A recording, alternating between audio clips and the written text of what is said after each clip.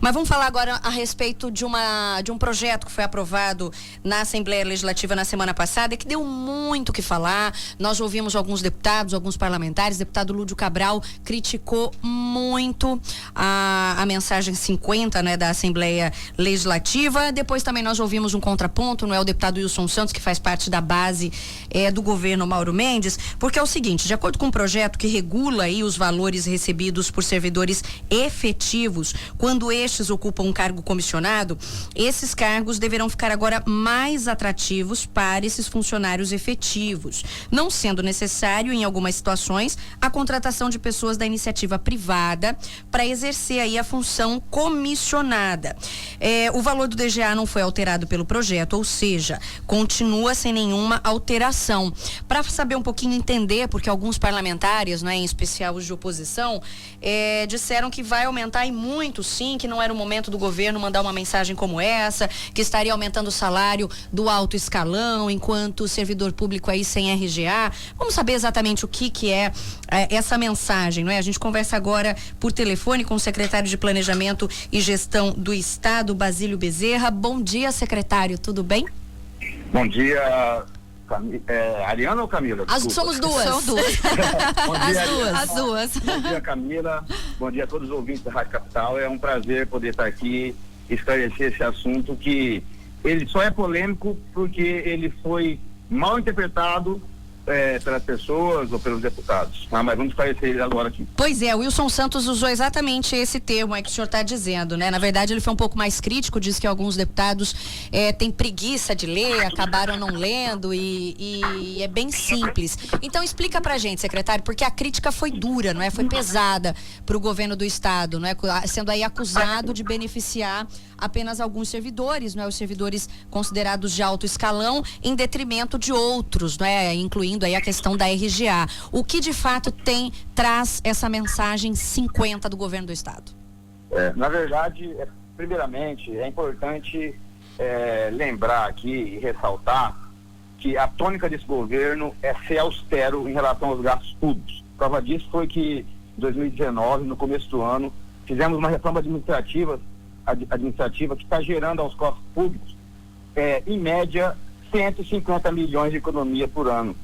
Então, o governo não se furta de fazer a coisa certa, não se furta de corrigir incongruências, e, nesse sentido, ele mandou esse projeto de lei, que nada mais é que uma evolução da legislação, e ele está trazendo, sim, uma economia potencial para os cofres públicos.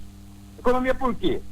Porque, atualmente, a legislação permite que o governo do estado ele possa nomear em cargos comissionados 100% de pessoas que estão fora da administração, né? Pessoas que não são servidores. A lei 662, que foi aprovada no dia 14, na semana passada, ela determina agora para o estado que ele faça um parcelamento, né, dessas nomeações, ou seja, ele nomeie no mínimo 60% de servidor efetivo, e os outros 40%, obviamente, fica para ser nomeado para pessoas que estão fora da administração. Fazendo uma conta bem objetiva, quando ele era obrigado, ou quando ele poderia nomear 100% de servidor exclusivamente comissionado, ele tinha um gasto anual de aproximadamente 120 milhões líquidos. Com o advento da nova lei, que ele mandou, né, que o governo mandou para a Assembleia, ou obrigando a nomear no mínimo 60% de servidores efetivos, essa conta, ela cai para 80 milhões por mês. Então, no máximo que o Estado consegue gastar hoje com esses cargos, são 80 milhões de reais por mês. Ou seja, nós temos sim uma economia potencial na ordem de 40 milhões por ano. Eu falei mês, mas é ano, né? 40 milhões por ano. Então, é uma lei estruturante para a administração, porque ela valoriza o servidor público, o servidor, aquele que tem conhecimento técnico, aquele que de fato movimenta a máquina pública, certo? Então, eu poderia citar um exemplo de um diretor de cadeia lá do interior do estado. Hoje, ele, para assumir uma função dessa, uma função de risco, de tanta responsabilidade, o diretor, que é um servidor público, né, geralmente um agente da Polícia Penal, ele recebe, para assumir esse cargo, em torno de R$ 680 líquido. O que acontece? Além de ser injusto com o servidor, ser injusto para um cargo de tanto risco, a gente passa a ter um problema de gestão porque nós não temos servidores interessados para poder assumir tal função. Secretário, eu queria perguntar com relação ao seguinte: por que só agora, né? Porque só agora, nesse momento, veio essa decisão? Foi o período, desde que o Mauro assumiu, foi o período que vocês ficaram estudando essa mensagem, né? De repente, essa alteração, essa proposta, até porque o Wilson Santos concedeu uma entrevista na tarde de sexta-feira e ele disse que a matéria também chegou muito tarde. Em cima da hora para a base aliada também. Até para a própria base aliada poder estudar. E até por conta disso, muitos deputados saíram falando, né, que realmente haveria aumento, não tinham entendido, ou talvez de fato não quiseram estudar, ou enfim, chegou de fato em cima da hora. Na verdade, a lei, ela teve um tempo, a lei é uma lei pequena, né, de pouquíssimos artigos, né. Se todos os deputados que não entenderam a lei se debruçassem um pouco sobre ela, com certeza conseguiriam entendê-la. O que aconteceu foi o seguinte, né, o Estado mandou a lei nesse momento, porque obviamente é notório, né, que até o ano passado o Estado passava por uma crise financeira jamais vista, né. O governo do Estado conseguiu corrigir isso, né, e os números não nos deixam mentir, melhorou a situação financeira do Estado e surgiu, então, nesse ano, a possibilidade de encaminhar esse projeto para a Assembleia como forma de melhorar a gestão, valorizar os servidores que tocam a máquina pública. Então, o período adequado para encaminhar, nesse sentido, em relação às finanças, foi justamente agora. Secretário, chegou uma pergunta aqui de um ouvinte nosso, que é o Diego Tenório. Eu vou ler para o senhor responder, tá bom? Ele pergunta assim: pergunte ao secretário que conta é esta que ele faz quando diz que o aumento no valor de cargo comissionado para servidor efetivo não terá aumento. Que mágica é esta? Hoje, um servidor efetivo que ocupa cargo de confiança, um DGA 4, cujo valor representa R$5.000, o servidor, quando ocupa o cargo de confiança, tem direito a 35% deste valor, o qual fica em R$2.200. E com a nova lei, passa para R$4.000. E por que a verba indenizatória para secretários e secretários adjuntos? Por que só o alto escalão? O governador diz a todo momento que não pode conceder RGA por conta das despesas. Por que nesta lei não concedeu a RGA também? Pergunta do Diego Tenório. Na verdade, a conta não é mágica, não. São números, né? Quando eu falei que nós teremos uma economia potencial, é nesse sentido. É simples. Se você paga 100% dos salários dos DGAs para pessoas de fora da administração, você vai pagar sempre, você vai ter um valor cheio. Se você paga qualquer percentual sobre esse valor, o valor potencialmente cai de forma efetiva, né?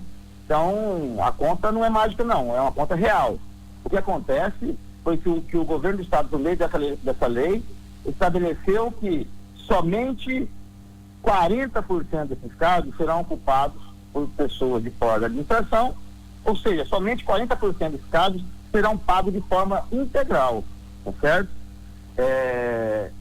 Em relação à verba indenizatória, né, um assunto que, ao ver das pessoas, parece polêmico, mas é uma forma do governo, sim, compensar gastos, né, gastos com viagens, com diárias desses servidores, né? E ela não atinge todo mundo, porque a maioria dos servidores estão com esse valor, e que inclusive são servidores públicos, né? O valor é um valor muito pequeno, né? E está compensando objetivamente gastos com diárias de secretários de Estado, de secretários adjuntos, tá certo? E essa situação, secretário, até o senhor deu essa declaração em outras entrevistas, que na verdade acaba tendo muita baixa, os próprios servidores não querem assumir realmente o cargo, né? Então essa é a principal justificativa, não é? De precisar Também tornar mais atrativo o cargo, não é? Exatamente, como eu tinha falado anteriormente, né? É um absurdo o Estado pagar para um diretor de cadeia, um gerente de um departamento ou um coordenador de um departamento, que muitas vezes aporta a sua assinatura em documentos de extrema responsabilidade. O Detran, por exemplo, né? O Detran é um exemplo clássico, né? Exatamente, né? A gente tem um exemplo claro do Detran. Hoje um presidente do Detran, para assumir a responsabilidade que tem, para assumir quase 160 firetrans em todo o estado, ele ganha R$6.800, né? Um valor líquido, eu falo, né? É um valor absurdamente baixo pelo tamanho da responsabilidade. O Detran ele tem padrão e perfil de movimentação orçamentária financeira de diversas secretarias do Estado, né? Então, o governo nada mais está fazendo do que deixar justa a relação, né? Para que servidores efetivos, servidores mesmo seja da iniciativa privada, tenham interesse de trabalhar pelo Estado, de trabalhar de forma republicana e não vir para o Estado com segundas intenções e não se importar com o baixo salário, porque tem segundas intenções, tá? Então, a gente está corrigindo uma distorção histórica que existia no Estado e de tal forma que a gente vai melhorar a gestão nesse sentido. E, secretário, está tudo certo, foi aprovada? Porque o deputado Ulisses, ele afirma que o resultado da votação teria ofendido o regimento interno da Assembleia. O senhor sabe se vai ter ainda alguma outra alteração disso ou fechou a questão? A lei está aprovada, sancionada pelo governador e publicada em diário oficial, né? Qualquer coisa que seja diferente disso, eu não tenho conhecimento, né? E acredito que o deputado Ulisses, ele também não tinha conhecimento da legislação, e da situação dos servidores, né? Servidores esses que fazem a máquina pública andar, por isso ele teve essa opinião. E agora eu espero que ele, com essas entrevistas e com esses comunicados que estão sendo feitos, ele consiga entender um pouco mais e saber que o Estado precisa sim valorizar o servidor público, precisa sim melhorar a gestão, melhorar a máquina pública em todos os aspectos. Agora, secretário, chegou uma pergunta de um ouvinte nosso, não relacionado mais a essa questão, né? Até porque, como o senhor já disse, já está sancionado, lei aprovada, a partir de agora está estabelecido isso. Uma pergunta é com relação à questão de concursos, por exemplo, até concurso recente que foi feito. A gente sabe que em momentos de pandemia é até complicado, né? A gente vai perguntar porque é a pergunta do ouvinte para tirar dúvida, mas existe alguma possibilidade de chamamento? Pois como foi falado, né? Hoje nós temos um percentual considerável de servidores que estão fazendo teletrabalho por conta da pandemia. O Estado determinou o revezamento também desses servidores para que haja o nível de isolamento aceitável para a situação. Então, assim, os quadros que o Estado possui, né, em várias áreas, ele consegue suprir a demanda do serviço. Então, nesse momento que nós temos restrições financeiras do ponto de vista do combate da pandemia, de fato é complicado falar em concurso público nesse momento, né? Até porque existe uma negociação, uma lei federal de socorro aos estados que vai estabelecer como critério e como contrapartida justamente isso, né? O não chamamento de pessoas por concurso público também. É uma situação muito de fato, né, secretário? Estamos vivendo uma situação, para não dizer muito vista, louca, né? Nunca esperada em nível global, né? Em nível de mundo, e realmente é difícil tratar de outras questões, né, Camila? Quando se fala de gastos, enfim, é complicado realmente essa situação. E a questão que o secretário bem colocou, não é? Até por conta dos decretos e tudo mais, fica difícil uma série de situações que de repente poderiam ser negociadas em outro momento, não é? Incluindo aí a questão de concurso. E é importante ressaltar que a questão dessa valorização que foi feita nos DGA dos servidores, a lei é bem clara, né? Ela só terá efetividade a partir da suspensão do decreto que determinou calamidade pública por conta da pandemia. Nesse momento, né, por mais que exista essa economia potencial, não vai haver qualquer tipo de reajuste de DGA, seja para servidor público, efetivo ou não. Então, é muito importante que deixe claro isso, né? Os DGAs que trata a lei não serão, de forma alguma, registrados enquanto durar o decreto de calamidade pública. E aí a gente não tem uma previsão, né, secretário, ao certo? Não, nós gostaríamos que fosse o mais rápido possível, né? Até porque se o decreto fosse suspenso, é porque a pandemia estaria controlada e a vida estaria voltando ao normal no Mato Grosso, no país e no mundo, né? Mas, infelizmente, o Estado, todos nós estamos passando por essa dificuldade e a gente tem que ter coerência em movimentar qualquer ação nesse sentido. Essa alteração, para a gente finalizar, essas alterações já começam a valer a partir do próximo mês? Não, como eu disse, né? Os DGAs não serão reajustados, né? A lei, sim, a lei é aplicada a partir do momento que ela foi editada, que ela foi publicada. Sim. As alterações de valores dos DGAs de servidores efetivos, né? Desse percentual aí, mínimo de 60%, não está em vigor. Só entrará em vigor a partir do momento que o decreto de calamidade for suspenso. Ah, sim. Só a partir que o decreto de calamidade for suspenso. Pode ser, esperamos que seja rápido, né? Sim. Porque será uma prova que a pandemia está acabando. Sim. Né?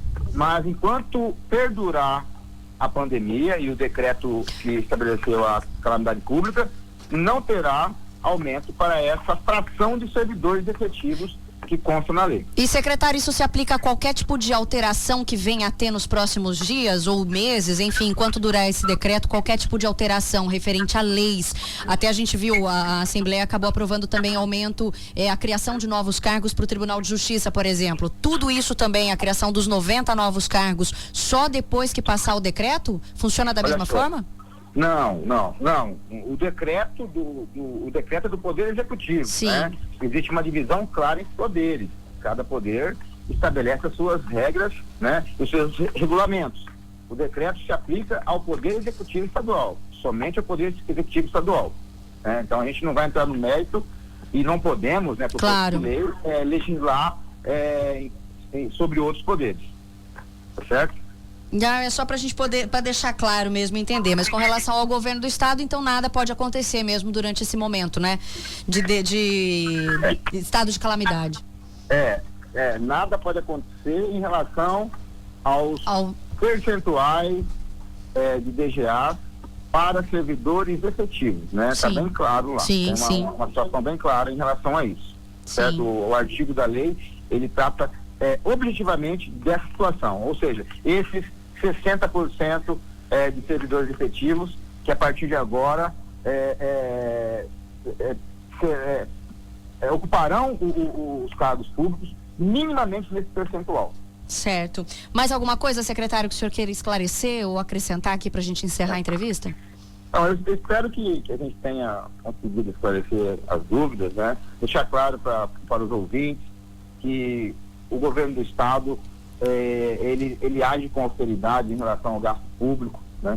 Essa alteração da legislação que gerou, que parece que está criando essas dúvidas, era extremamente necessária para a gestão, sob pena de começar a inviabilizar a administração da máquina pública, visto que nós temos diversos servidores e, devido à especificidade do cargo, da natureza das atividades, deve ser exercido por esse profissional. A gente não encontra esse profissional na iniciativa privada, e valorizar o servidor nesse sentido significa melhorar a gestão, dar mais qualidade na gestão. E outra, o governador ele criou uma trava para ele mesmo, ou seja, ele não pode nomear menos do que 60% de servidores efetivos nos cargos.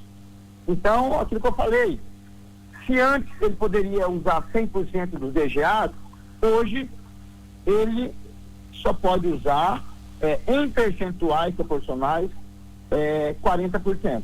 Então ele só pode pagar DGA, pagar salário de 100% para pessoas da iniciativa privada em 40% do total dos cargos disponíveis no Estado. Tá certo?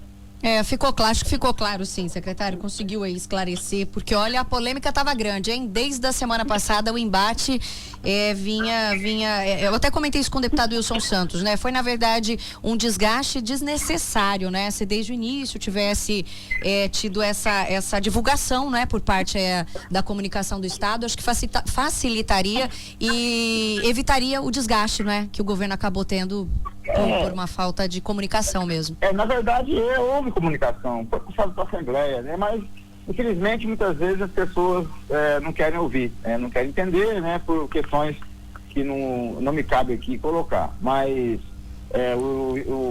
essa lei, ela está resolvendo. Além, é bom que deixa claro, né? Que além dessa questão, a lei não se faz só desse artigo que trata da questão dos servidores, dos DGA. Tem outros aspectos estruturantes da administração que sempre causou um grande problema de gestão, tanto para os servidores quanto para os administradores, né?